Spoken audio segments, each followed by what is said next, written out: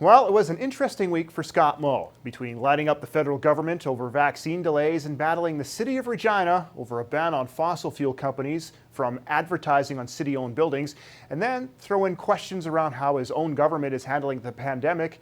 It's been a long 5 days for the Premier. Adam Hunter covers politics for CBC Saskatchewan, and he joins us now. Adam, thanks for joining us. Thanks, Dan. We got a lot to cover here. Let's begin with the battle with the feds. The Premier wants to help the Ontario Premier, Doug Ford, light a firecracker under the Pfizer bosses. Why are they going this far?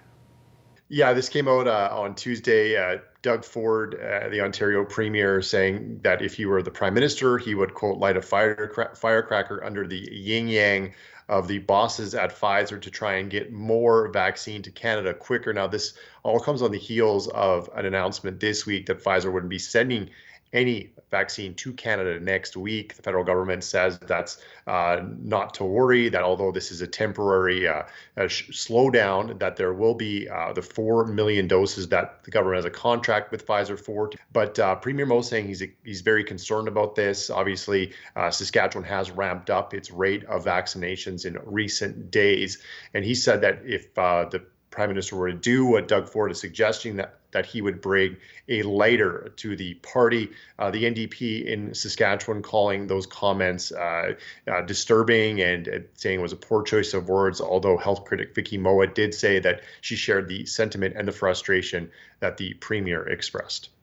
Now, next up was the City of Regina motion on fossil fuels. How did the Premier feel about this? Not great.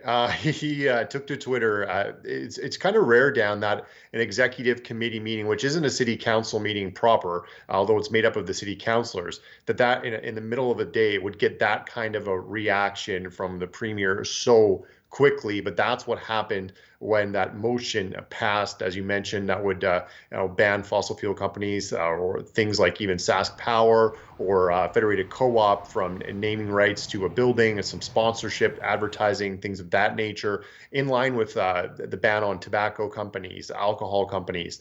That got a huge reaction, obviously, from the Premier, who said it was absurd in a social media post that the government would consider, if this were to go forward, pulling money that Sask Power and Sask Energy sends to the city of Regina through sponsoring events. But this will all be played out later this month, actually next week, Dan, in a city council meeting when they have to decide on a final vote on this. And there is speculation that the decision from executive committee may be flipped because of the pressure being applied by the Premier and others on this motion.